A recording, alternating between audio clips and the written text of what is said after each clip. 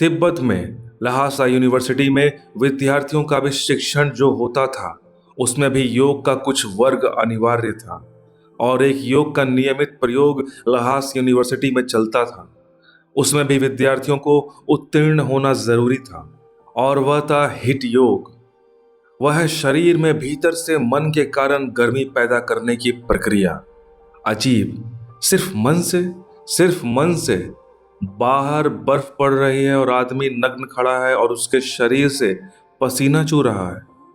और इतने पर राजी नहीं होते थे वे, और जब पश्चिम से आए हुए डॉक्टरों ने भी इसका परीक्षण किया तो बहुत हैरान हो गए, क्योंकि जब विद्यार्थियों की परीक्षा होती थी तो रात में खुले मैदान में बर्फ के पास झील के किनारे उन्हें नग्न खड़ा कर दिया जाता और उनके पास कपड़े, कोट, कमीज गीले करके रखे जाते पानी में डुबाकर, और वे नग्न खड़े हैं।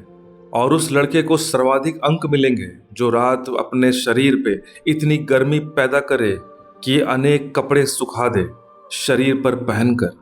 जितने ज्यादा कपड़े रात भर में वो सुखा देगा, उतने ज्यादा अंक उसको मिलने वाले हैं। और जब पश्चिम से आए डॉक्टरों के एक दल ने यह देखा तो वे दंग रह गए। उन्होंने कहा, जेम्स लेंगे थ्योरी का क्या हुआ, क्योंकि बाहर तो बर्फ पड़ रही है और वे डॉक्टर तो लबादे पर लबादे पहनकर भी भीतर कांप रहे हैं, और ये नग्न खड़े लड़के क्या कर रहे हैं, क्योंकि उनके शरीर पर जो होना चाहिए वो हो रहा है, लेकिन मन इनकार कर रहा है। और मन कहे जा रहा है कि शरीर में आग तप रही है, इसलिए शरीर को पसीना छोड़ना पड़ रहा है।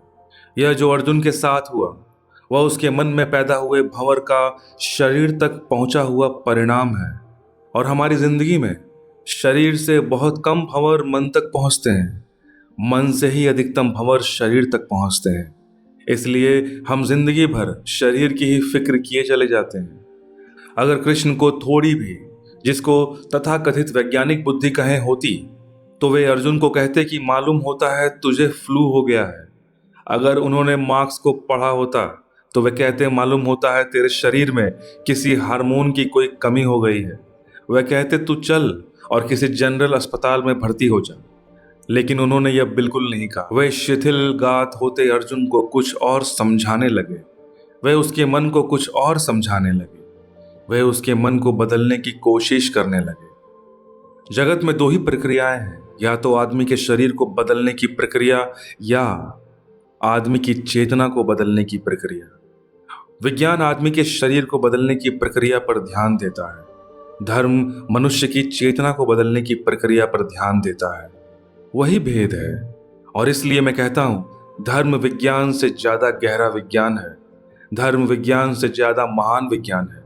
वह सुप्रीम साइंस है, वह परम विज्ञान है, क्योंकि वह केंद्र से शुरू करता है, और वैज्ञानिक बुद्धि निश्चित ही केंद्र से शुरू करेगी। परिधि पर की गई चोटें जरूरी नहीं कि केंद्र पर पहुंचे, लेकिन केंद्र पर की गई चोटें जरूरी रूप से परिधि पर पहुंचती है। एक पत्ते को पहुंचाया गया नुकसान जरूरी नहीं कि वह जड़ों तक पहुंचे। अक्सर तो नहीं पहुंचेगा, पहुंचने की कोई जरूरत नहीं है, लेकिन जड़ों को पहुंचाया गया नुकसान पत्तों तक जरूर पहुंच जाएगा। पहुंचना ही पड़ेगा, पहुंचने के अतिरिक्त और कोई मार्ग नहीं है। इसलिए अर्जुन की इस स्थिति को देखकर कृष्ण उसे कहां से पकड़ते हैं। अगर वे शरीर से पकड़ते तो गीता फिजियोलॉजी की एक किताब होती, वह भौतिक शास्त्र होती। वे उसे चेतना से पकड़ते हैं, इसलिए गीता एक मानस शास्त्र बन गई।